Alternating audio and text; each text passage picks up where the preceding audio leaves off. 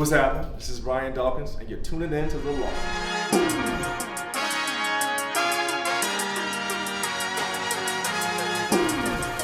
Have brought out the best of me.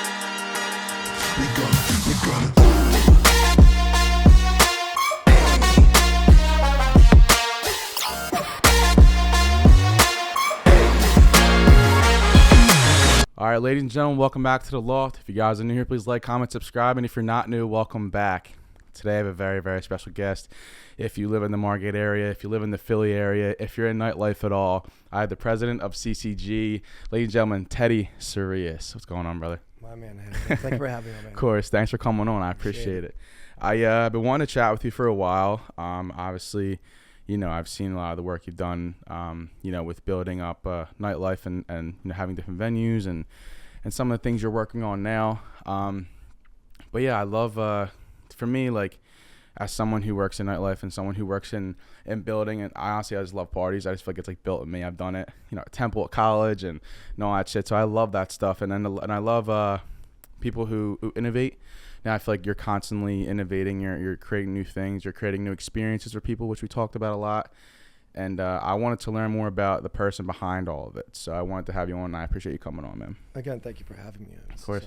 It's cool. So, you know, this industry is it's not easy. Everybody thinks that this is you have the coolest job. This is amazing, but I don't think anybody knows what it takes to do. Right. You know. Yeah. And I'm not saying that I'm better than anybody, because I'm not. I'm still learning every single day. But yeah. But this is it's a tricky business. Yeah. You know what I mean? Yeah. And you were on the phone before you even walked in. Like, yeah. you know, it's constantly just making sure things are running right. You know, the whole nine. But there's a lot of things that people don't see, and that's kind of why I wanted to have you here as well. Is to, like, you know, I look at leaders. I study leaders, and I love to see some things that they do that they have learned throughout their journey that they may have not known when they've started. And I think that can really help, you know, someone like myself or people who are watching who are leaders or who want to, like, you know, create new things and create new experiences for people. So we'll slightly touch on it, just kind of how you started, because that's something that I'm curious about. Sure. So did you grow up in Philly, or where are you originally from? Yep, I grew up in Northeast Philly, just like yourself. Oh shit! Where'd you go to school? Yeah, I lived by Max Myers. I went to Spruance for grade school. Then I went to Northeast High School. Oh wow, yeah. So I didn't get the best education, but Wow. I think I never really cared about school. That wasn't my thing. It was never my thing. I cared about the hustle. Like I got in a lot of trouble in high school for a lot of things that. But it was mostly business oriented. Yeah. I would sell report cards. I would make them, print them on my computer, and sell them to friends. I used to sell like sunglasses and like hoodies, hats. Oh, that's awesome. At like 16 years old. Entrepreneur, man. Yeah, You know what's so interesting? I don't know if you know him, but Alan Levin. So he went to Northeast as well. Cool. And he just sold his company, but he owned Northeast Windows and Doors. And it started, like, you know, he went to Northeast and didn't have the best education, kind of like you said, but he ended up becoming one of the best leaders that I've ever met, you know, just from growing up, because his son played on my basketball team, and we were all really good friends. But I was able to see his success. I'd play on his big basketball courts and shit like that. But you started Northeast High School, doesn't mean it's where you're gonna end up. And you know, it's just, I saw something funny I've noticed. But yeah, so you just went to Northeast High School. Did you go to college? Well, I tried it. I went to Bucks County Community. I was gonna go to Temple. I would literally go to my car and sleep. My parents thought I was in school. I had my day job. I had 2 jobs at the time, so I'd go from one job to the other. And instead of getting up early and going to school, I would sleep in the parking lot because I was working 2 jobs. But whatever, it's not. I liked it. That was my hustle. I made more money and. Right. Well, you make more money hustling. And and did you find? Curious as to when. We'll get into when you know, CCG and all that, but when did you truly find what you were looking for? You know, obviously, you know, school wasn't for you. You didn't enjoy that much, but like, when did you really feel like you found your stride and like, oh, this is what I want to do? So, I mean, I could go back when I was 13, busboying, and then I was a dishwasher. I worked at Wawa for a while. I was kind of picked up and poached by the people that worked at the cell phone store next door to the Wawa. And it's because I was like talking to them all the time. They'd come in, I had the personality, like, would you like a job in sales? I'm like, sales? Yeah, sure. Like, I'll do it. I'm 17 at the time. And then quickly moved up to assistant managing. Still in high school, coolest kid in high school because you're selling cell phones and beepers. That's, you know what I mean? Like I had the hookup. Yeah. You were the plug in high school. Exactly. And then when we moved to the next location, because that store had to move because Wawa bought that shopping center out, there was a bar next door. And I was like, all these people going to the bar. I used to smoke cigarettes at the time. I would sit outside and I would smoke cigarettes. And I would see like people going in and out. I would talk to the owners there. Really nice Italian guys, and they, we bonded. I was much younger, obviously, and they're like, "You ever bartend before?" And I was like, "I'll bartend." My father's a bartender, so I was like, I'll bartend." So we threw a party, and I brought a ton of people in. Nobody was of age, right? But they didn't know that. I don't think they even cared. It was a bar in Northeast Philly. You know what I mean? Packed the place. It was probably the most they made. It was like a shopping center bar. Who really goes there? So then fast forward, I was like, this is cool. My father's a bartender. I like the hustle. I learned how to bartend and did that a couple times. And, let's do this together. I never wanted to work for anybody and never didn't know what I was going to do. School was not for me. There was no chance I was going to school. And so when I was like, Dad, we should just open a bar together. My dad, comfortable job, worked at the Marriott, benefits, did really well for himself. And he's like, I'm kind of, he doesn't want to start all over at his age, He's got three kids. But for me, no consequences because I had nothing to lose. You want to take a risk, And so what was the first one you opened? So Finn McCool's was the first one. We bought the bar back in 2000. And we looked for a while. I was looking at places in the Northeast. So there's a place like Sourias. There's a place in Roxborough we looked at. And I was doing all the legwork. I was like, trying to go from place to place, finding a broker. It was funny because I wouldn't have taken me seriously at 19 years old, 20 years old. And these brokers did. But I guess at the same time, it's like we weren't trying to buy, Park and Rittenhouse. We were just, looking for a bar to buy in Northeast Philly and then Roxborough. But then when Center City Bar came around, my father told me about it. We reached out to the broker, and then I kind of did the deal, and I think he got cold feet initially. But then, it wasn't the best of bars. It was a corner bar on 12th Street, which is now thriving. But at the time, it was, surrounded by 13th Street was all sex shops. You know what I mean? There was no Alves. A bunch of little sex toys down the street. You know what I mean? Seriously. But so then obviously you went to that. You bought, a for lack of better terms, dive bar, and then you. What went into building it? Like is that when like you really went into like that entrepreneur mode where like I really need to this is now my time to shine? I wasn't even that good of a bartender, to be honest. I had no idea what I was doing initially. The first few weeks, I remember the first day we went in there, and it was a Thursday night, and it was busy because they did like $10 to get in and 25-cent drinks or something like that, right? Nice, yeah. So I remember going to the ice because we ran out of ice, and I bagged up my car with ice, bringing it in, and I meet all these people at 19 years old that are bartenders, and there was a manager behind the bar, like an older guy, and they're like, who's this 19-year-old kid? Because when we bought the place, it was like a surprise. There was like a management contract, and I can get into that, but it might be boring, right? Yeah. So we took over the management contract and ran the bar, but the day one, like, I'm going to go in there and call the shots. No, I'm going to learn, right? Yeah. So I befriended these bartenders that were a little bit older than me, but they were like really good bartenders. I'm telling you, like, these bartenders nowadays, some of them are really good, some of them can shine, but the old mentality of bartending was like there was no going to the bathroom. When you're in hustle mode, you're in hustle mode. You push people out of the way. There's no I'm sorry's behind the bar. We learned the hard way. And like, I wanted to be taught like that. I remember my father telling me he would be telling me faster. It's not fast enough. And I thought I was a great bartender come 3-4 months in. And I get it now that he's like, you're not good enough. And at the time I was like, what's this guy talking about? I'm not good enough. I think I'm one of the fastest bartenders in Philadelphia, but the mentality you have to have always with anything you do, let's just aside from bartending, I think once you think you're good enough, once you think that you know it all, just get out of what you're doing because you are going to fail. And you're guaranteed. I still learn. I'm learning from you. The other day when you were spinning, like, do you think I know to do what you do? I need to learn I need to know about the social media things. I need to know about the new music. Think about style years ago, right? What was cool back when you were 16 years old to wear, right? You evolve. Ill shirts, I love booby bracelets.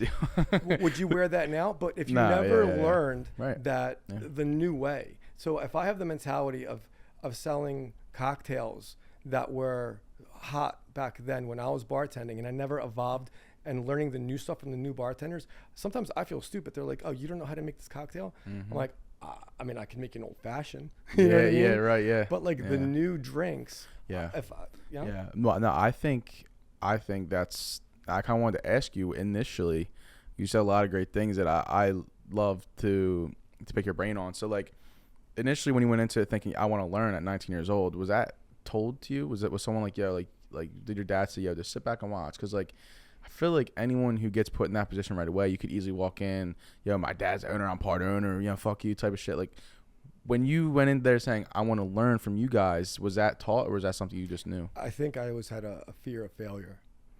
And you know, we didn't have much when we were growing up. And again, I'm not giving you a sad story. No. We were fine. Like if I wanted to eat, we could eat, you know? Yeah, but you had to earn everything you got. Exactly. Yeah. And like, if I wanted a new toy, like I remember the day that I got my Nintendo, which I never thought I'd ever get. Yeah. I cried, I wept like a baby on Christmas because we never expected to get larger things. Yeah. So, but you know, fast forward to life, I didn't want to go to school. I knew I wasn't going to make it in college. I wasn't ambitious enough for school. I was afraid of failing in the future because I always wanted nicer things. And I don't know if that's where my ambition came from, but I think that everybody should never be complacent. Right, yeah. I always say complacency is the enemy, because once you think that you're in a place where you don't need anymore, or then you're not hungry to strive for more. You know, and I think a lot of some of the mentality nowadays is, you know, I see a lot of bartenders that are like, okay, I made my $200 tonight, let me cut me. I never would have been cut. Even if when I owned my own bar and I bartended, I never would take the cut or leave early, because you could make an extra $100. You can make an extra $30. You know, so I think, you know, you're hungry and you strive for more, and that's what will guide you. So I like that. Is that still hold true today? Like is your fear of failure stronger than your desire for success today? I absolutely believe it is, because I put myself in a position every day where I try to grow this company, and sometimes I look back and say, maybe I shouldn't have, you know, signed that lease or purchased that building, because if I didn't, would I wake up with this anxiety that I wake up with every morning? Or is it good that I do, because that morning stress might be the fuel to the fire that builds throughout the day? There's days that I'm just like, I don't know what I'm doing. Like, what am I doing here? You know, when everybody else is going on vacation to Greece, where I used to go every year, and they're like, did you go to Greece this year? I'm like, I'd love to have gone to Greece this year. I just opened up a bar in Margate, and you know, it's 30 deep at the bar, and it's open till 4 o'clock in the morning. You know? Yeah, you can't. Yeah, it's I think that's like it differentiates people. I am someone who hates vacation right now at this point in my life, because similar to you, I was at a point where, you know, I grew up well. I grew up, you know, my family took care of me. They wanted the best for me, but I knew what was best for myself. So my parents sent me to Temple. Yeah, I did the same thing. I slept through a lot of classes. I just threw parties on the weekends. Sorry, Trish, but like, but I finished in 4 years. You know, I was fortunate enough to study in LA for an internship, and that was where I found my desire to, you know, once I was done school, I'm gonna figure out what I want to do. And you know, I wasn't really DJing that much when I got out of school. And I was DJing at a local bar, you know, and then I did every Friday and Sunday, and I thought I was the man. And then, you know, life kind of hits you, and you get forced out of it, of a situation, and you realize, listen, like I feel like you've outgrown a situation, and that's where life challenges you, and that's, you know, kind of what you were hinting at is like, you know, when life forces you to evolve, are you going to evolve? Or are you going to just stay where you're at, go to the next bar in Northeast? Or are you going to say, you know what, let me just, you know, double down on myself? Am I going to put, you know, the investment that I believe in myself? It was funny because, like, it's DJ 9. He's one of the DJs, and he put for Pauly D, and he plays in the city and all. He's great. But I told him, I was like, because I wanted to get into like nightlife more, because I was doing a lot of private events, wasn't really doing anything crazy. And he's like, Kev, you need to figure out now what you want to do. Do you want to get this 9-to-5 job, or do you want to actually DJ? Because if you do, you need to buy this controller, you need to do this and that. So I told myself, all right, I'm going to take that route. And then that's where I always say to myself is that, like, when you pursue something, I always ask, like, find something you're interested in, because it's going to lead to questions. Questions lead to answers. Answers lead to solutions. And that's where you develop and grow. And that's where, from what I've seen, is that you've developed and grown into having all these venues and, opening up memories again. And I know you have some things coming in the works, but, like, it's cool to see. And that's like the evolution that I feel like a lot of people are scared to take, because they think that, when you're in that initial bubble, that there's no getting out of it. But you realize that you learn. You said you learned from the bartenders, you learn from making better old fashions or making whatever. But to me, I'll say as my rant, but, like, I feel like for me, learning is everything, and that's how you become a good leader, and that's how you evolve and make people happy around you too. Yeah, absolutely. I think you touched on a lot there. I mean, people, they see your success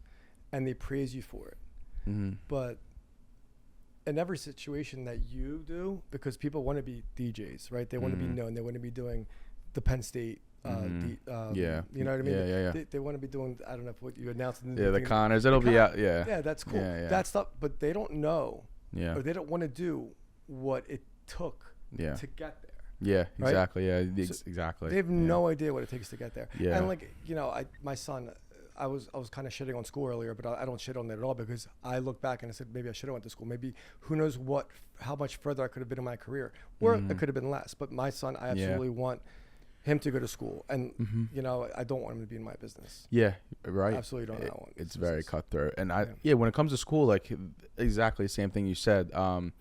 So the one thing I do regret is not making more connections. Your network is your net worth. It's been said a million times, but it's so true. And, like, that's the one thing I wish I did in school better than not sleeping and skipping class and all that. But like, who would you have made connections with? The people that you go to school with, you don't know.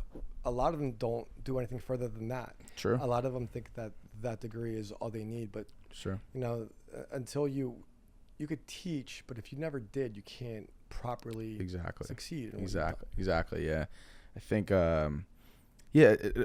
the way I look at it too is, like, it all depends on what you want to do, because naturally everyone's drawn to what they like naturally. So let's say if you want to fucking, I don't even know, make pillows for a living, you want to meet people who've done the same thing that you want to do. You want to put yourself in those rooms, and that's where the evolution comes from. Yeah, like, meeting people. And I was a business major, and then I switched to media and production, and, like, I loved video, but I knew it wasn't my calling. Yep.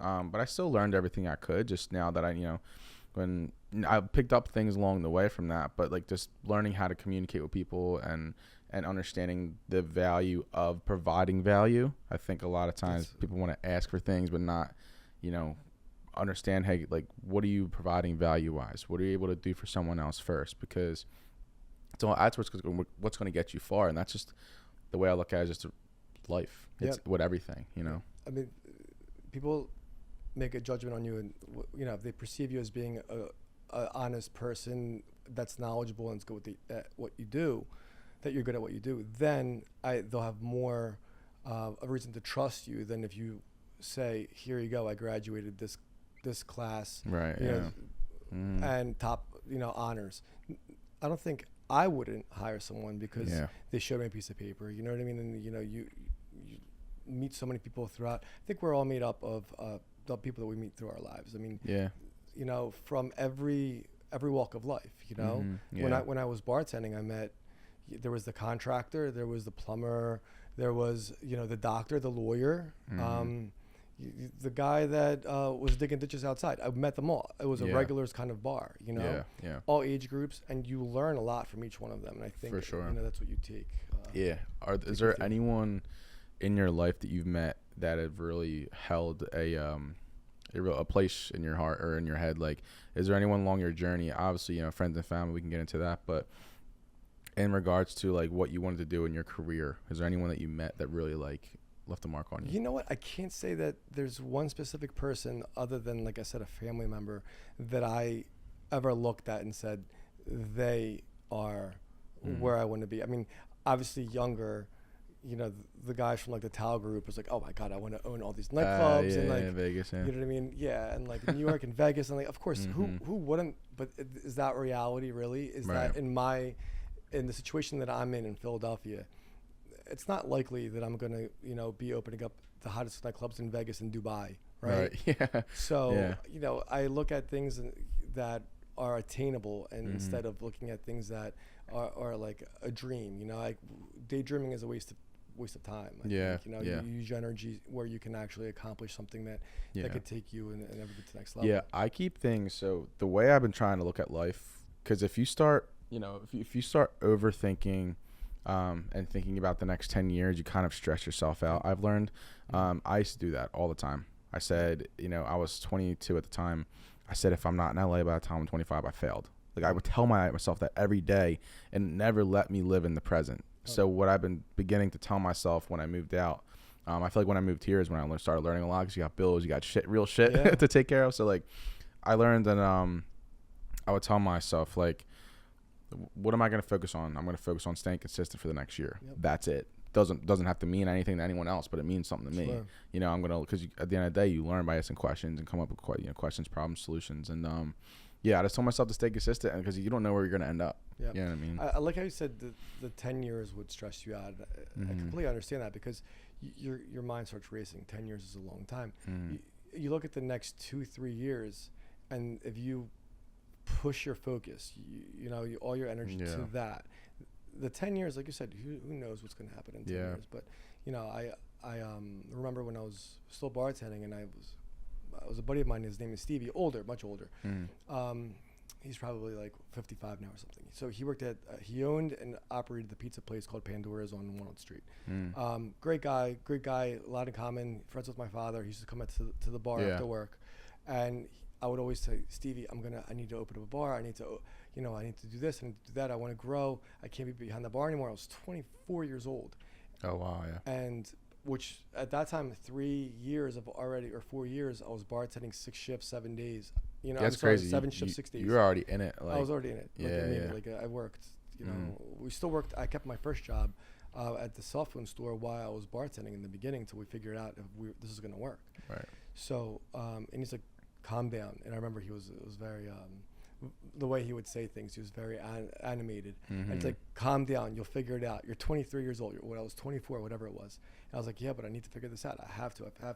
And like, you know, after all these bars, I saw him recently, and he's like, told you to figure it out. I'm like, yeah, but you know, now I still want to be further. I want to be further than where I am. Right. Yeah. That leads to a great point.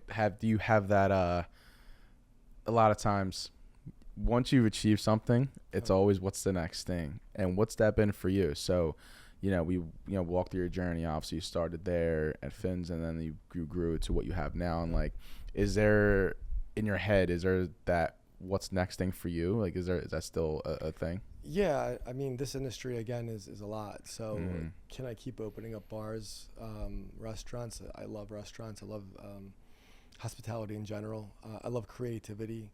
I love design, and it's funny. I'm at the point now, I think, where I love designing these things and creating these concepts where I would prefer to not have to operate them anymore. Don't get me wrong, I love operating it, but it's managing people is harder than sticking to what you do best.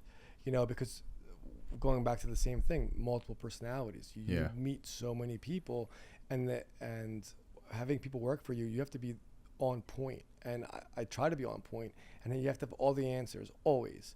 And you know, every problem becomes your problem. Which is fine if you have 1 or 2 restaurants, but when, you know, we're pushing 12 concepts, you know, that's how many hundreds of personalities, how many styles of food, how many things can go wrong. You know, and it's tough. I think the best leaders empower others. That, you know, for example, I'll speak for myself. I work with, you know, like I said, Becca and Malik for Club 205, and Malik is a brilliant marketer, probably one of the funniest guys I know, and just so in touch with sports and culture and everything. And Becca's brilliant as well. She's very her personality you spoke with her Yep, at Tradesman's. she's awesome, yeah. Her personality, she can get anyone to follow her wherever she goes. Like, she has a whole group of girls that love her, and you know, her interviews are hilarious. Like, she's very brilliant, and she's a lawyer. So, like, you know, she's fucking she's the breadwinner for me. Man. You know what I mean? But like, she's brilliant. And like, so my point being is that I'm not gonna be on camera looking hot because guys don't want to see me. They want to see Ange and Becca. They want to see them. You know, the Philly loves Malik. They love say, yo, what's up, dickhead? Like, I'll go out with him and they'll say, like, 10 people come say what's up with him. Like, I know what my strengths are. I know what their strengths are. And I think the best leaders, kind of what I was getting at, is that the best leaders are the ones who understand what people are good at and they allow them to be good at it. You know what I mean? You don't have to know everything. Yeah, I agree. I think everybody wants to be guided, but if you know exactly what you said, if you know their strengths and you can help them and motivate them and push them in their strengths, but I really think that you shouldn't let them go. And if they're going off just because they're the professionals in their own mind, I think you should, especially if it's your business. If you always have to say, you know what, I would have did it this way. Even if you don't know for sure if that's the way it should have been done, because you would keep them on their toes and think, once, I said it earlier too, once people think that they know it all, and I never want a yes person. And everybody, it's something that you always hear. You don't want a yes person. Yeah. Right? Yeah. But you also don't want somebody to challenge you that just rambles, because you don't challenge me because you feel like you have to challenge me because you know that I like to be challenged. Everything that someone tells you should have value. If there's no value in what they're saying, they shouldn't speak at all. Right. You know, there's times where I go into meetings and they're talking about, let's say, marketing, and I'll just sit there, I'll take it in, I'm paying attention to every single thing, or social media or something, I'm taking it in. I'm not going to give input if I'm not exactly sure, just so I could have input. Just to have input, yeah. But to get back to what you're saying, you know, they're professionals in what they're doing. Like you said, you know, they're interested in, and they want to grow what they're doing, social media or whatever. I would always keep them on their toes. You know, have knowledge of what you're saying, keep them on their toes, and then it'll make them better, because you know, we always want to be better. Everybody that's hungry is going to be better. Yeah, you know what I mean? Absolutely. Yeah, absolutely. And yeah, I try to keep myself knowledgeable of everything, and I try to help guide people. Like I said, I try to make things happen and give them the opportunity to shine. You know, where I know they will, but also to benefit everyone involved as a team. And so you said, what does Teddy believe his strengths are? So my strengths are, you know, like I said earlier, my strengths are design, right? My strengths are operations. I think I can look at a crowd and see what they want. I can look at the business and see what's wrong with it. If I'm going somewhere else, I can see details, everything. I think I can understand how to make money. You know, one thing that I always was good at was finding a solution for a problem, because I don't think that there's one way only to fix an issue. I think there's always multiple ways, and I think that I can help grow a business by not looking at the existing situation and saying, well, it's like this, it's going to fail because of this.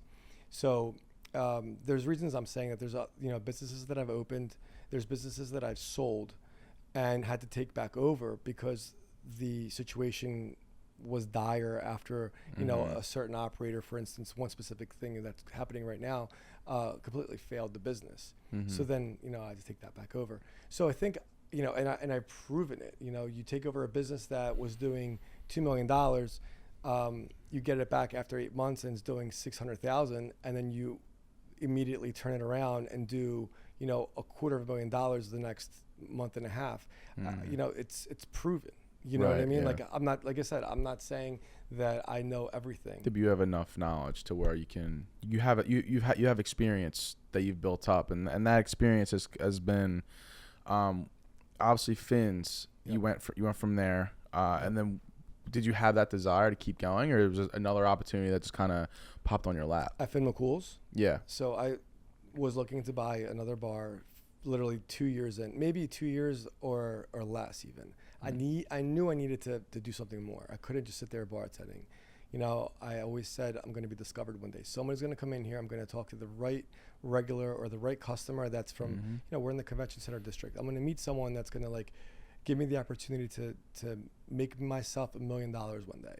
And I did it, you know, $200 at a time. I just bartended, you know, didn't pay ourselves for years. Like, you know, we ended up finding a business in Old City to purchase back in 2005, 2006. I did the whole operating agreement. I negotiated the deal. It was still hot. Old City was the shit. Yeah. Like everybody was going to Red Sky, Blue Martini, like all the places on 2nd Street. Yep. Lines everywhere. Everybody's decked out to the nines. And it was right in the middle of all of it, right on 2nd Street. And the deal went sour. Well, actually, it didn't go sour. I made the deal. We were ready to go to close. And my building, Finn McCool's, which we were renting at the time, goes up for sale. We had first right of refusal.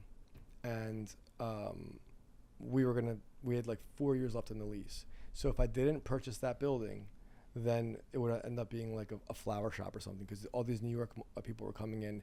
And that area, Elvez was not even Elvez yet. It was called Trust. And I don't even think it was then. Goldman Property started buying up that. And then everybody got wind of it in New York. And like, what's this area? It wasn't even called Midtown Village. It was just like in the middle. But I always said that it was going to thrive. Rittenhouse is Rittenhouse. Old City was on fire. The middle, why wouldn't it thrive? The convention center is right there. All the major hotels, the Lowe's opened the year we opened Finn McCool's. Marriott was already there thriving. The Ritz-Carlton was always down the street. There's people coming in and out. I mean, why wouldn't it, right? Why wouldn't it? Yeah. The property value there was not high at all, and it was still affordable. So the fact that it took that long, but I always said it. I said it from I remember one day I was bartending, and there was this lady. It was a girlfriend, older woman, of the bartender across the street at Fergie's. And he was a great guy. He was a teacher. And it's funny what he said I'll tell you what he said one time. He was a Boston University. He was a professor. And he would come in every single day before his shift on Sunday mornings. It was football. He would read the newspaper, and he would talk. His name was Rick. Nice guy, like really like a down-to-earth guy, right? Yeah. And he said, I was like, Rick, you were a professor at Boston University, and you're bartending at Fergie's. And he says, Teddy, as fucked up as the society is, I'll make way more money bartending on a Sunday day than I will make as a professor at one of the most prestigious universities in Boston. So, you know, but anyway, fast forward, his girlfriend would come in, and she would hang out with him sometimes. And then I remember one day I was talking to her, and I was like, I'm going to make this place so cool one day. And she's like, this place, now there's broken tiles, ceiling fans are like halfway broken, dust everywhere. The ceiling was lower than this, you know, for it was a basement. Yeah, it was literally like, and it would rain outside, it would rain inside. And she's looking at me like, you're going to make this cool?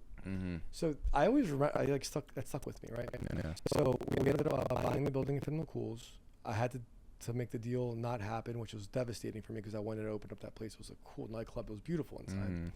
And it was one of the best things that ever happened, because Old City, at the time it wasn't, but Old City went sour, right? All those clubs started closing. The rent at the time was astronomical. Right. I just actually found out that exact location somebody is actually purchasing now, and the price per square foot is like under $30, where at the time it was like 70 or 80. Oh wow. Yeah. So you know, look at the difference there. But we that's how. Then I'll get to the point. I guess a few years later, we wanted to renovate the building, because we can't just sit on this building. There was a fire years, probably in the 70s above it. So no windows, pigeons lived up there. It was in bad shape. Yeah. So we had to renovate the building in order for it to be, you know, something that's people can exactly. go in. Yeah. I ended up getting a job at the German bar down the street called Ludwig's. Ludwig's was where Time is now. Okay. And for a year, I knew I wasn't gonna be able to work for a year because we were renovating the building, but I didn't want to lose my regulars. And I was there at this point, 2006, 2007. You know, I had to work for about a year. I also worked at the Crystal Tea Room. Oh wow, Yeah. I worked there doing weddings on Sundays, and I worked 4 or 5 days at Ludwig's, and I pretty much called it my own bar. You know, because there's 2 sides. Wow. Where the jazz band plays now, that was Teddy's bar. Oh shit. Yeah. Hell yeah. But like, I ran it, and then I ended up understanding the German concept. It was cool. I used to know all the beers. You know, I knew how it worked to operate. I knew the food and everything. And then one day I was like, I'm gonna open up a German bar. Is that And that's how Brew came about. Oh shit. How about that? Yeah. Hey, But yeah. that was years later though, because I had to reoperate Finn McCool's second floor. They had we had a nightclub. I ended up getting hurt, and that's how I ended up putting myself aside from bartending. I wasn't able to bartend and use my hand for about a year, so that I put my mind to work, and then I opened up Brew. Oh wow, look at that. Everything happens for a reason, Everything right? for a reason, man. It's crazy. There was a big brawl at New Year's Eve, 2000 and what year was that? 2012 and 2011. There was a big fight above New Year's Eve above Finn McCool's, and it was the first time I said, I'm not going to bartend. This is the first time I didn't bartend on New Year's Eve. I said, I'm going to manage tonight. It was a big, huge fight. They took out the people that were involved. A few minutes later, we're like, everybody's complaining that it's open bar. It's 1 a.m. We still have 1 more hour of open bar. Turn lights down, music goes back up. As soon as I turn around, there's a guy coming after the guy behind me that was involved in the fight that I didn't even know, because the girlfriends were fighting. I went to go grab the glass from his hand because he was trying to hit him with the glass. We grabbed the glass. I fall down. The guy falls on top of me and severed my finger. Oh. Yeah, tough. Damn. Yeah. How's it looking now? It's good. I mean, it's good. It's fine. hanging in there. Yeah. Right? I mean, I think it was a year of like 3 surgeries. Anyway, Wow. 3 surgeries. You have to, be in a splint for a year. But anyway, then I started using my mind. You know what I mean? Like, I can't bartend anymore, right? Still want to work, but I couldn't bartend. So I'm like, I need to do something. Smart, yeah. That's cool. Yeah. I actually wanted to ask you about this. So, why do you believe that? We were talking about how certain parts of the city will go down and all that. Why is the turnaround so quick in a lot of nightlife spots? Like, why do you see places sell and rebrand, rename, reconcept? Why do you see that happen every 3-4 years? Do you mean like nightclubs or? So for nightclubs and nightlife, I know a lot of places. After a few years, they'll either sell or they'll switch. Why does that happen? Is it because of the rate, the cost of the place goes up, or is it? What do you think it is? I think there's a couple of reasons. I think that was always the fact from years ago. I'll take Ubahn for instance. Ubahn was one of the longest operating nightclubs that I think we opened that 2015. 2015. And what year are we? It's been 9 years. 9 years. We have a rebrand coming, but that's an anomaly. I think nightclubs in general become stagnant. You can open up the baddest nightclub. Look at a place like in Vegas, the Marquee. Yeah. Marquee was one of the sickest clubs. I mean, I was wowed by it when I went a few years ago. It's now Omnia, right? Am I right? So Marquee, there's Marquee Day Club, and then there's I think Omnia. I'm not exactly sure. I know Marquee still is a thing. I don't know exactly where. Well, Marquee's, but I'm pretty sure that's what it was. And why would you rebrand something that is so beautiful and did so well? Because it's become stagnant. It's been seen already. People have been talking at it. Social media has a lot to do with it, right? How many times can you see the same flower wall of a bar or a nightclub before it's like, okay, I saw that. The first 5 times you see it, it's great. It's cool. I want to go there, right? The music's great. I want to go there. But you've been there. So then you look for other options, right? Right, yeah. So I think everything, and I blame social media for a lot. Yeah. I think because people are easily bored. There was years ago where people would come to the bar and they would put down $20 a person on the bar, have a kitty, and they would all drink off the kitty. And there would be like 10 or 15 of them, and they would just hang out all day long at the bar, right? Play the jukebox, hang out, talk, laugh. Now, when's the last time you saw a kitty? They go from bar to bar because it gets stagnant, it gets boring, right? Yeah. A lot of them are paying attention, they're on their phones. So there's many factors. I think you just have to stay cool with the times. Like, get creative, be different than everybody else, Yeah, it makes sense, yeah. I like that. It's true, and I wanted to ask from someone who's done it plenty of times, and he would continue to create new concepts. Because like I said, like I find it very interesting and seeing, you'll play at places once, and you have to keep innovating, keep growing, and it's like I guess to a point where it's like, when is, how much can you really innovate something before? Well, look at yourself. You're a DJ, right? Yeah. And you, amongst other things, you're a good DJ. You play the same set at the same bars 10 times, and it's funny. That's how a lot of the DJs used to back then. We didn't pay them that much either, but they would have the same set. We knew what the next song was going to be always, and sometimes you still hear that. But if you had the same set every single time as a DJ, people would be like, all right, dude. You know what I mean? I'm not, like, he's not a good DJ. So if you have the same exact venue and you change nothing and you give them nothing more, then it becomes stagnant. They're like, okay, we did that. We've been there. It's cool. What do we do now? Right. Yeah. That's kind of one of the things with my Halloween bar. You'll never see the same Halloween bar year after year. And people are like, dude, I don't remember what it looked like last year. Why do you spend so much money to redo it? Because we have to be better every year. We have to create cooler looking statues, because it's like almost like a museum at this point. We take pride in all that stuff. We could go to the Halloween store and buy a bunch of shit and throw it on the walls and be like, oh, that's cool. But guess what? You can go to the Halloween store and see the same shit displayed. We build everything in-house. It's different. It's unique. I like that, yeah. It's Instagrammable to the point where you're like, dude, I have to go see that in person because it's amazing. Yeah. So... Yeah, I like that. Yeah, we would pop in at Tinsel. We would grab the Christmas themed drinks, stuff like that. It's cool, man. It's like, and honestly, I feel like innovation is super healthy in a lot of ways too. And like, how do you feel like you've innovated? Like, not trying to get too deep, but how do you think you innovated in your life? Because obviously you started off bartending at one place, and then you went and grew and bought the next place, then had something go sour, then bought brew. How did you innovate and grow within your life? How do you feel like you evolved over the years? Everything that I have built, I've learned from. I still remember from the first construction meeting with my architect from Brew, right? I still remember looking at these plans, wondering like, what am I doing here at this place? This is going to be cool because it's on. First of all, I was terrified. By the way, opening up Brew was one of the most terrifying experiences because every dollar that I earned for that many years, I put into opening up Brew. Every bartending dollar, every savings, all the savings that I've accumulated over that many years. And think about like spreading yourself out to the point where you're just like, I was like in the shower getting like shampooing my hair. I'm like, what how am I going to do this? How am I going to pay for this?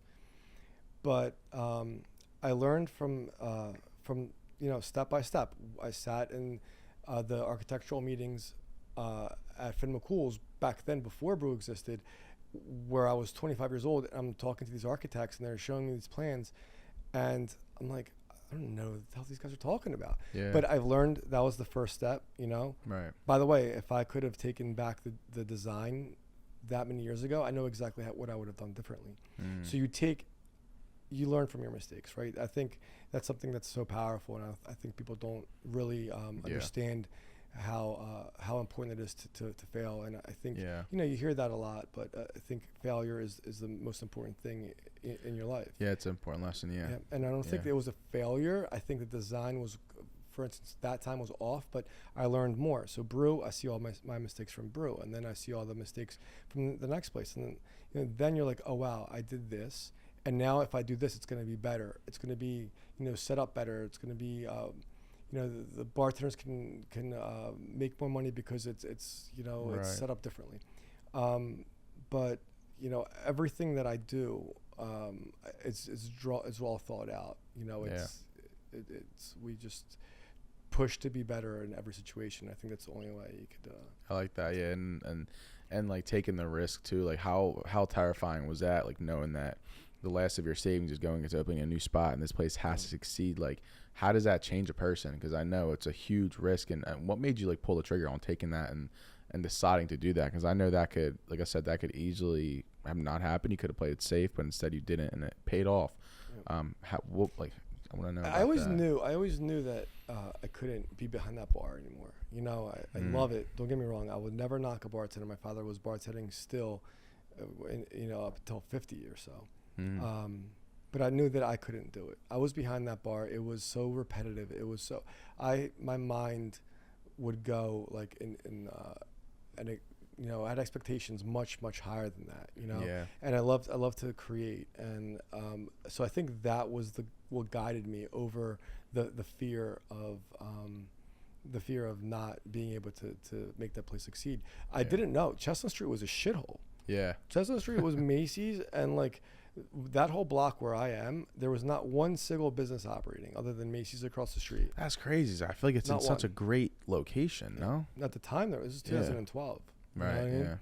So then over time, I just had to, you know, I was like, okay, this is doing really good. I expand to Ubahn, and then years later, I opened up Uptown and a few other places, like you know, Bloom, or it was called Center at the time. I opened up Tradesman's, and I opened up Finn McCool's obviously was operating, but we opened Tinsel in the meantime. So all these places are thriving, and then, you know, I just I think that's that. Then you just don't look at. I mean, don't get me wrong. It's still tough. It's still scary. Yeah, for sure. You know what I mean? But you look at the goal. You see what your goal is, and you look at the final. What's going to be the result here, and you focus on your result, and you expect that result to be what the result it's going to be, and you don't let fear get in your way. You know, I mean, once you start showing failure, and first of all, you can't, as a leader, I don't think that you can wear stress on your face. I don't think that people need to be led, like you were saying. You were saying leading earlier.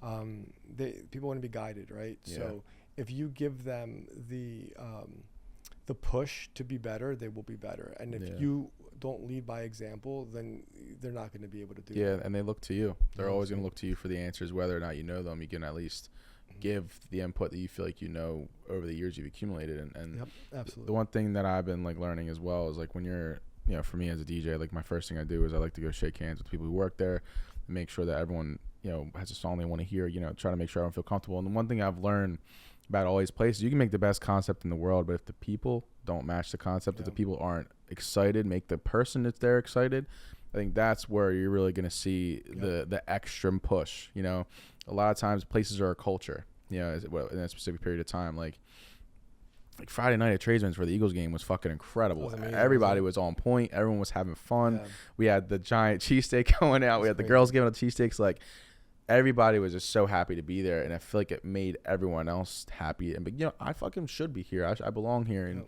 you know, make it like a staple and just a place where people want to be, watch the game. And then on top of it, the Eagles won. Saquon scored 3 touchdowns.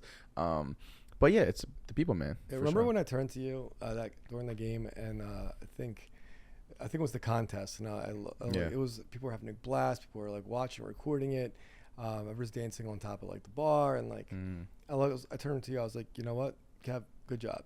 Like, well done, because and I don't take that lightly. Ask any of my staff. I appreciate that. Yeah, I appreciate that. Yeah. But I don't tell them because I don't think they deserve it. I think because everybody should always, like I said, strive to do better. And once you say good job, so we're gonna touch on that for a second, because you know, when you tell somebody good job constantly, it doesn't have any value, right? It's like I love you, you know, like now these kids say I love you, and like they say it after the first date and type shit. I love you. Like it doesn't.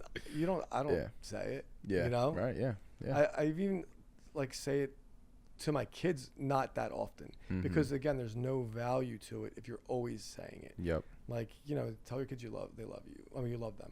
Yeah, I do. But you also do it through your actions. Exactly. Multiple ways of showing love, but exactly, I know exactly what you're saying. And I still will, but it won't be every single day, because then there's no value to it. The things you say don't mean as much. Like I said, you know, it's like I said, you said saying good job, or saying like, because when someone gets told that, it's because they know they deserved it, not because you just fucking wanted to say it. Yep. Not saying you shouldn't say it. I'm saying just don't say it, or to the point where it's just, you know, in the background. Like, you know, you want to it's got to be meaningful. Yeah. You know what I mean? Yeah, exactly. And you know, like I said, it does mean a lot coming from you, because I know how busy you are, and you making time to be there meant a lot to me. You know, like I said, even when I saw you walking down the street, I was happy to see you, because for me, I wanted to show, you know, my value to these places. I want to show my value to Tradesman. I want to show my value to what this team that I built can do.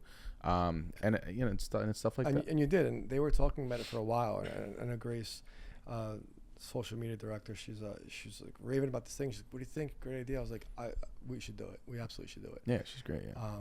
And you know, it did great. And I think I told you, how do we build on this, right? Yeah. So that's the other thing too. Like, okay, cool, it was great. How do we build on it? Yep. And I think that's just as a business mind, just like yourself, you do the same thing. What can we do better next time? Yeah. You know, this is great. What can we do better? Yeah. So. Yeah, and that's what I'm working on for this year for that and for the tailgates and all that stuff. But yeah, and that's where like I said, that's where the fun comes into play, the innovation. How can you get better than what you did last year? Yep. You want to get stagnant, don't want to get complacent.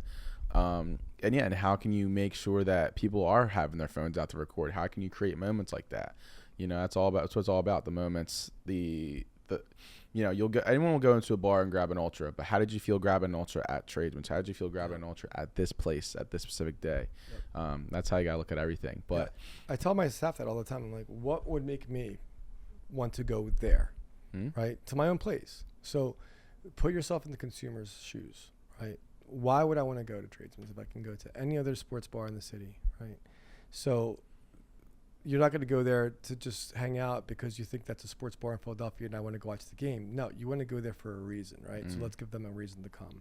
And a lot of places don't do that. I think it comes down to service, which is one of the huge thing that's lacked nowadays in general. Yeah. Not Philadelphia. I just think in the service industry altogether. You know, I think people want to feel good. If you can't show them how to feel good when they're there, then you're doing a disservice to the business. Yeah, I think a very unspoken thing that I've picked up on from my knowledge of just being in the industry is like the bartenders and the workers have to be personalities. People have to come to see you. Like you don't have to do anything fucking crazy. You don't have to spin bottles behind your head and shit. No. People's got to come and see you. They know maybe they'll get the first shot on them or whatever. You know, they have to be comfortable, like I said, where you're at. A lot of people like to go to places because they know the person, they know the bartender, they know the owner, they know the DJ. That's where they feel comfortable at. And I think the more places can pick that up, the more you'll realize you'll start having more people. You know what I mean? You know what the thing is, though? I think that you can't really teach a person to be a certain way. For sure. Like not overnight. Like my son, I tell him, even today my son was taking his driver's test. I'm aging myself, but and I said the instructor's going to come to the car. You look at him, you know, straight in the eyes, right? Eye contact, be confident, shake his hand, right? You stand out. This guy's miserable. No, he comes up to the car. There's a line of fucking cars behind him. You're his 13th test of the day. Yeah. He doesn't want to. Some people don't speak English. He's got to deal. He's got to explain to them. You know, he goes in the same fucking circles over and over again, same parking lot. He's got to take the same reverse forward into the spot. Yeah. You have to stand out. You have to make this person feel like a human being because everybody that's waiting in line is now annoyed because they're waiting in line, right? This is just in the situation. But this is a situation it pertains to everything. Everything. Mm-hmm. So a customer comes in to the bar, sits at the bar. I always said it. The people that bartend nowadays, some of them are great. Some of them just don't. I'm not speaking about my stuff. I'm speaking in general. Just in generalities, yeah. Because I go to bars and I'm like, cool. You can come to me, ask me what I want to drink. I'll give you my order. You make my drink. You talk to your other staff members. And then you come back, you look at your phone, you put the drink in front of me, then you go back and then you sit, lean against the bar and you look at your phone again. Like now, I'm just a guy at the bar that's here to spend money. And like, sometimes I don't want to talk to the bartender. Sometimes I'm having a day, I just want to have a drink, whatever, I want to order something to eat. Mm-hmm. But you never know. You could feel that person out. And when I was bartending, I always knew you have a 30-second conversation or 3-second conversation. You could see how engaging the customer is or the person is. Mm-hmm. But that person could be anyone, right? Yeah. That person could be, like we said earlier, he could be this attorney that's in town that is, you know, one of the most prestigious attorneys in the country, and you can learn something from that guy. Maybe you can get an extra $20 tip. Cool. Yeah. But if you don't, or that guy could be a complete jerk off. And then guess what? At least you tried. Who cares? Yeah. You know, you take something from every single person. Yeah. You have to be the one that initiates it initially. It's facts. And I agree with that wholeheartedly. And then, you know, we'll hit on this a little bit. I know we see you're a busy guy and all that stuff, but I want to hit on this a little bit. So family, balance, life balance, work balance. Obviously, I know you're a very busy guy. You're working on a lot of things, but you mentioned that you have your son that took his driver's test. Yeah. And you have how many kids you have? 3 kids. 3, right? 3. Yeah. How do you balance that? So, like going from work, coming home, making time for kids. How do you balance that? And also, not to layer on top of it, but like, what do you try to instill in them? I want to make sure that they know that what they're living now, their life, is not reality. You know, I'm not saying that I'm this like super rich guy that's, you know, riding in jets, but you know, this isn't what people don't grow up the way they're growing up, you know, and the cars that they're driving in and going to these like high-end restaurants and, you know, their shore houses and stuff. That's not reality. Boats and jet skis and stuff, you know. Right. Yeah. My 4-year-old rides a jet ski himself. You know what I mean? Yeah. Like legit. Yeah. I mean, I hope I don't do time for that one. No, but I think that they got to understand that there was something that I heard one time. It was online, and it says my grandfather walked 5 miles to school. My father walked a mile. I drive a Cadillac. My son drives a Mercedes. My son, his son's gonna drive a Ferrari. His son's gonna be walking to school again. And it's like, why would we let the kids feel like they are entitled to what the value that I've created for them without learning that they have to do it for themselves? So what that meant was, in the third generation, if it stays like this, if you don't instill in these kids that they have to work and strive to do better and work hard, and things are not going to always be handed to them because I think society is being led that way, then the third generation, these kids are not going to have any work ethic. That creates weakness, you know? Yeah. And lack of hard work creates weakness.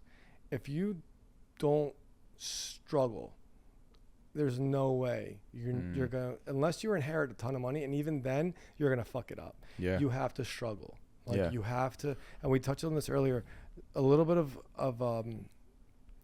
of failure, and failure is a harsh word, but not accomplishing the immediate goal. We could say struggle for lack of a better term. Struggle is a great, yeah. I mean, struggle is everything. Yeah, I think it builds character, and I think it's exactly what you were hinting at is the struggle is everything. I was watching a podcast, Patrick Bet David. He's great. He's a business owner, and has a great show, and he was talking about generational wealth and how important it kind of exactly what you just said is brilliant, because kids who grow up with everything, there's a certain pride you get when you've earned something, and I think that it kind of gets lost sometimes, and that's why a lot of people just expect the answers right away. Yep. But you can't, you have to go through those things. You have to learn, because that, like I said, the questions, the problems, solutions, and all that stuff that I was talking about, it's true. And it's like what you were talking about, like, because you could lose it all right away. Because if you can have $1 million but you don't know how to manage it, you're gonna lose it. You'll lose it in a year. You know what I mean? So it's all about there's rich and there's wealthy. Yeah. Rich is a lot. Wealthy has a lot mentally. You know what I mean? If you can build that wealthy mindset within your children, that's how they're gonna keep it. You know? The wealthy man is the one that signs a check to the rich guy, right? That's it. Yeah. So, and I think touching back on the family thing, I think my middle son, he was riding his bike a couple months ago, and falls down and breaks his foot. You know what? I didn't say good that he broke his foot. I don't want to see my child hurting. Yeah. But guess what? He's dealing with the consequences from getting hurt, right? He broke his foot. It's going to make him stronger, right? If every day they wake up in the morning and they're jumping in the pool and they're playing the video games and they go downstairs into the basement and their friends come over and food's made for them, like, they have to understand what it does, even if it's a little bit. You know what I mean? Yeah. So I was like, you know what? Good.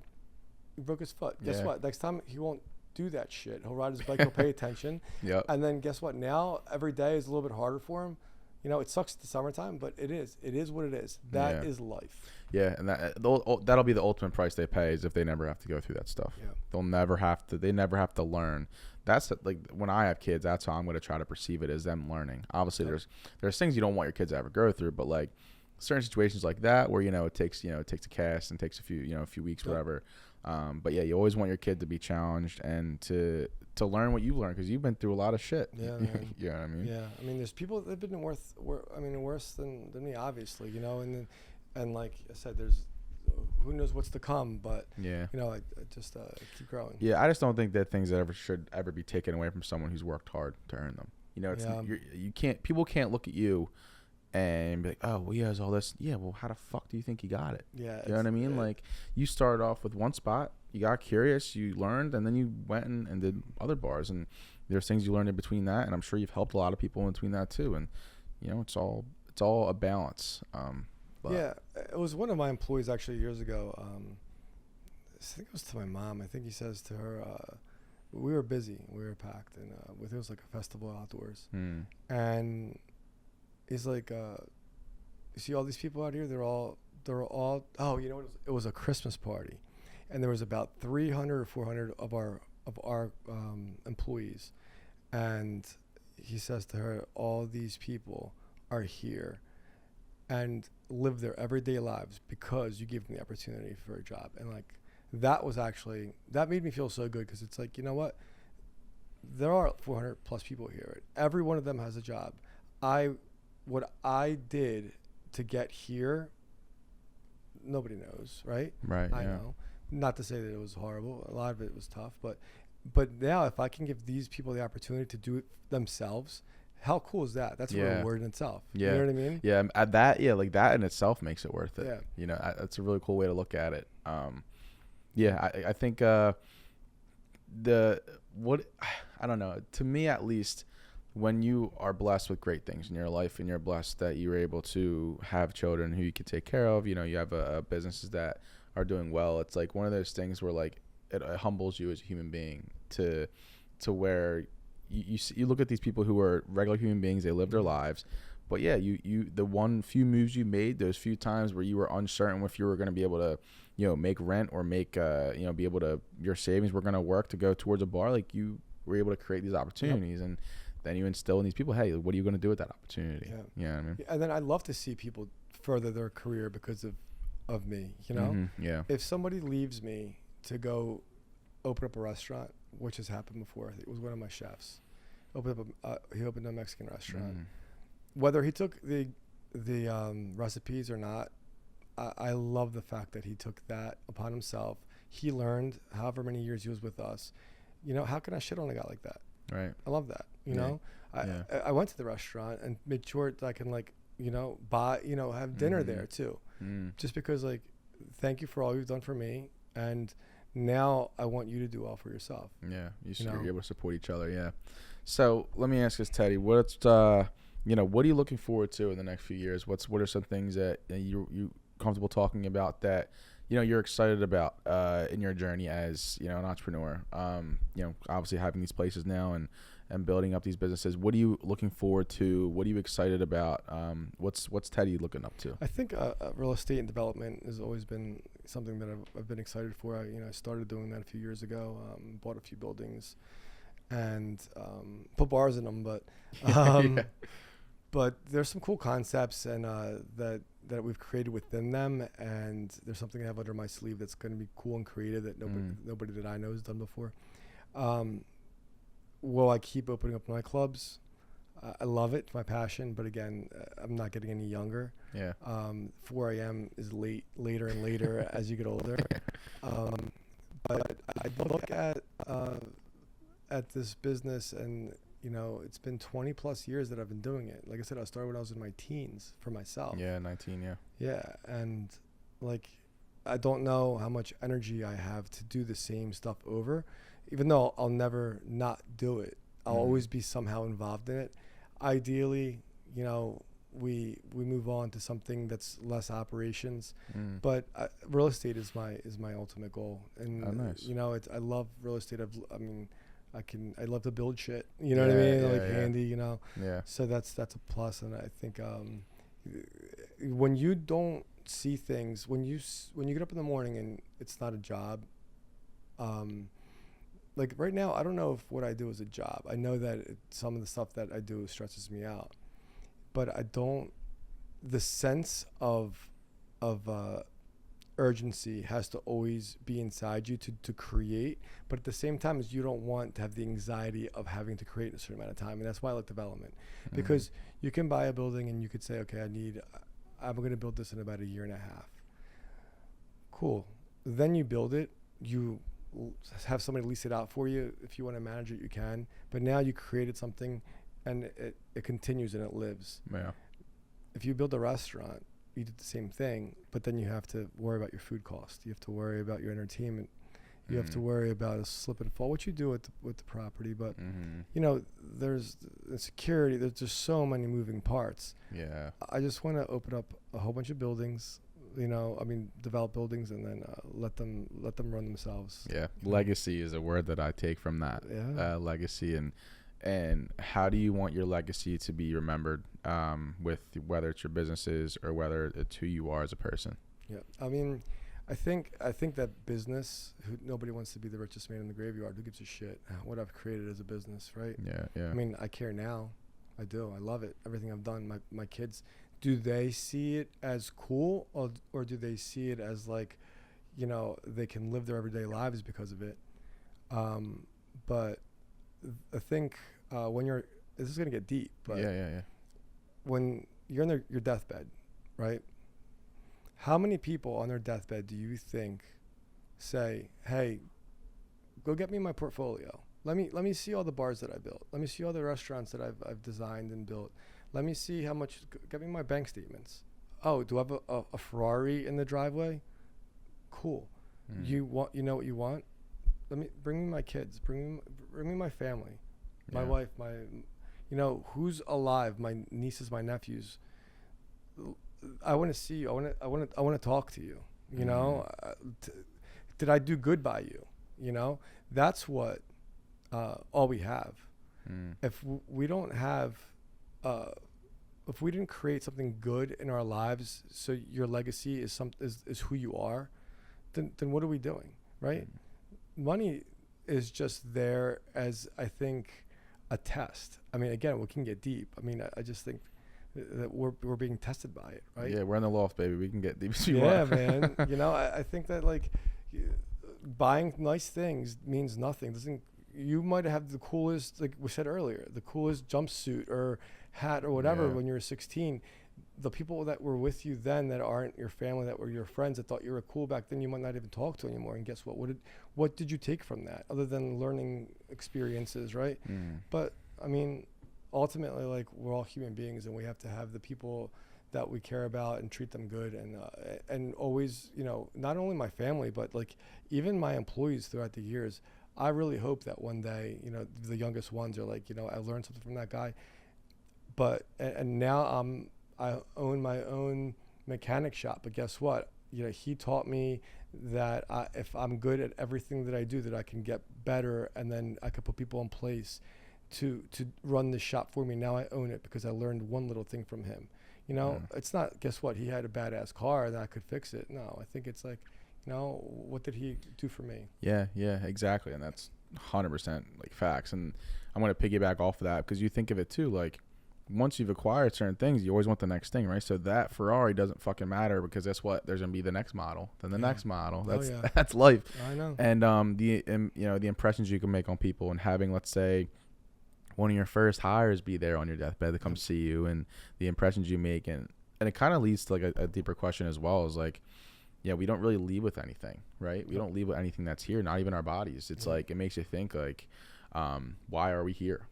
I think about that a lot. I thought about mortality when I was on my way to my mom's house, like, not only anything deep, but like go crazy. But the reason why I was thinking about it is because I'm thinking, why am I trying to do these things that I'm doing? And it's like, is it one, yeah, I'd love to do it, but at the same time, like, it makes you think, like, when you're gone, why, like, is your imprint going to be left here? Like, you think, you know what I mean? You think of it like that, and how like small we really are in the grand scheme of things. Like, you look at, like, I would think about, you know, the biggest DJs in the world and think, oh, they just really fucking play music, or like, you know, a lot like football players, they just play sport for a living. I try to think about that in a deeper level, because what it does, it grounds me, and it allows me to treat every single person with the respect that I'd want to be treated with, you know, especially like in my journey so far.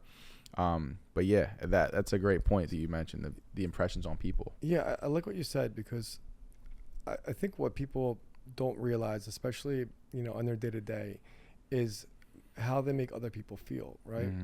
And like regular people in the street, like everybody wants to feel good in one way or another, and nobody wants to be treated like shit, no matter how or what they do. Like everybody makes mistakes. Nobody's better than the next person. We're getting real deep now. Yeah. But I think about that a lot. It's, sometimes, like, I don't think I blow up a lot. I think my silence is more fearful to my employees, but when I get pushed to the point where I do, they know they fucked up. But then afterwards, I would just like take a moment, and I'm like, fuck, I shouldn't have blown up, and I made that person feel like shit. And like, you never want anybody to feel bad. And then the thing is, it happens to you a lot, right? How many people like go out of their way? It happens. I mean, it happens in general in life, but you never want to be on the flip side of that. You never want to be the one causing it. And guess what? If you could become a better person by never causing other people grief, then you win. Yeah. It's super tricky. Yeah, it's super tricky. Because I have a lot of times where I'll regret blowing up and then maybe saying things in the moment, because sometimes you feel like you don't, you give and give and give, and sometimes you kind of just like, lose it a little bit. But I always try to picture people as children, if that makes sense, and not in a weird way, but in a way where it's like everyone started off at this point. Everyone's like the innocence of a person, like when you're mean to someone. That's why I try to be nice to people. Like, for example, like at tradesman's, like it was like 1:45. These three kids came up. They came up just to watch me play, and like, I wasn't playing anything crazy, but they just came to watch up. And they was like, I just hung out, said what's up to them, introduced myself, whatever. They said they're like, well, one guy was a wedding DJ. They just wanted to come hang out and watch. And that last 15 minutes meant a lot to them. And like, yeah, man, I really appreciate you just like kind of just letting us sit and watch and ask questions. I'm like, yeah, well, dude, like we're all human beings who want to learn. We all want to do things that we find interesting. And like me being an asshole isn't going to want you to come back and see me. You know what I mean? Yeah. You know what? I like that you said that as a DJ, right, you're almost in a place of authority, right, of power, because you're creating the entire venue is because of you. You're creating a world where people can live in for a little bit. Yeah. As a bartender, same situation. It's a show. You're the star of the show as a bartender. Even security, like as security, you're the security person. A lot of people take that to like too seriously, where they think that they're above the other people, and they treat them like shit because of that. And I see a lot with security. I don't like that I see a lot with security, because ultimately you don't want to be the face of the place by standing outside and showing like a grizzly bear just sitting there miserable, because you create a negative feeling. You're the first person they see when they walk in. Exactly. But you're right. Those three kids took so much from what because they felt good about it. And guess what? That little thing might have been small for you, but for them it means a lot, and they might always remember that. You never know. Yeah, we follow each other on Instagram now, and you already created a relationship. That's huge. Yeah, you know what I mean. The one thing that I was taught very early on, I think Jason taught it to me. To be honest, it was the same people you meet on the way up are the same people you meet on the way down. Yeah, it's funny. I just heard that the other day again. I like that. Yeah, I really do like that. Yeah, I tell myself that every day when I wake up. So like you said, we're getting deep. So I think it was it might have been after tradesman's, to be honest. I came back here, and Becca was in bed, whatever, and I was just by myself. And my buddy Ty texted me because he saw the video from tradesman's of like the video we posted, and he's like, dude, like I'm so fucking proud of you. And he's someone that I grew up with, and like, he lived at my house at Temple when he had nowhere else to go. Like the whole night we threw parties together, all that.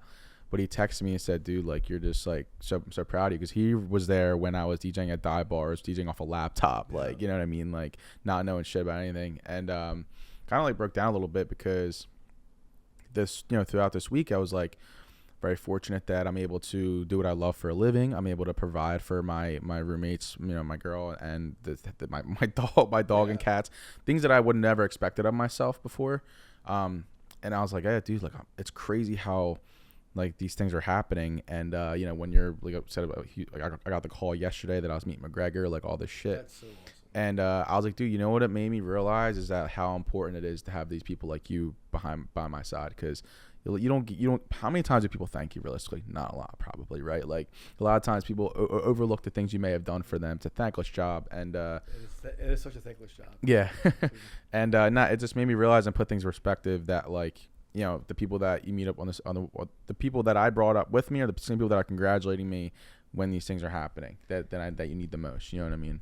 I mean, dude, it's so true how many friends you actually have as opposed to the people that need something from you. But like ultimately, people say that all the time, like people use you all the time. I guess It's you're part right. of your job. It is. It's what I do.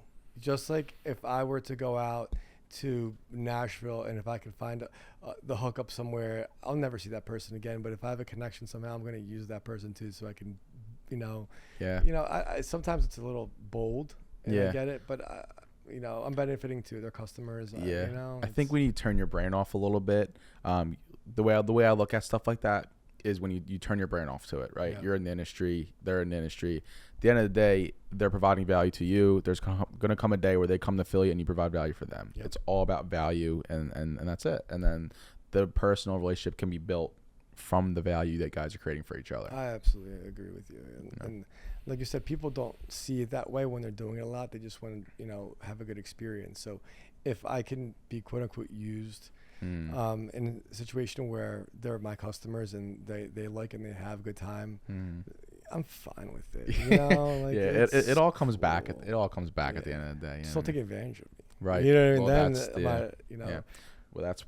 That's why I say the value transactions. It's the give and take, and that's with everything in life. But Teddy, I really appreciate you coming on, man. Thank you. Great, dude. Yeah, Thank you so much. appreciate it, dude. It was great to chop it up with you. I know we could talk for hours, but obviously you got a lot going on, and yeah, dude, I'm very grateful that you took the time to come and see me and come have a conversation with me on the Loft, and yeah, I'm excited to see what we do next, and it's gonna be a fun year. Same here. Like I was telling you earlier before we got on camera, it's like someone like you, young, hungry, starving, like to do more than what they're doing now, always like striving to do like, this is awesome. This is any way I can help, Yeah. and then I see opportunity too, just like we just said. Yeah, exactly. Then yeah. I can gain from you, you gain from me, but this is how the world should work. And I just love seeing people that are young that just trying to like really break out of the norm, because a lot of times you see everybody just like just kind of getting by, and I love business in general, man. Yeah, I mean, our minds, I feel like, work very similarly. We both grew up in the Northeast, so it's like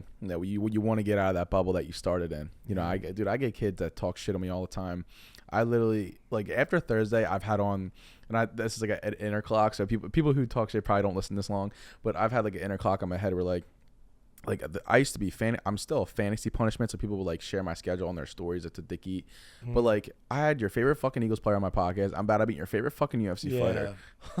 And you come out and you come out to see me, and you apologize for all this shit. And it's like, that's just the thing that drives me. And doing things the right way, is the same as that, is like, I want to make sure I've done it my way, the right way, and a way that you can't fucking say I didn't do it. Yep. No, that's absolutely it. You don't want people to judge you for what. It doesn't matter. But yeah, man, like I said, I really appreciate it, and I'm really excited to see what we do, and yeah, it's all about, to me, it's all about just having fun. How can we make you money? How can we make each other money? How can we just create a vibe that people want to be around? Yep. That's it. Because at the end of the day, we leave with nothing but the memories we made for other people. And have fun doing it. That's what matters, exactly. Right? But man. Hope you guys enjoy this episode of The Loft. I'm Kev Nichols. That's Teddy Sourias. Peace, guys. Peace.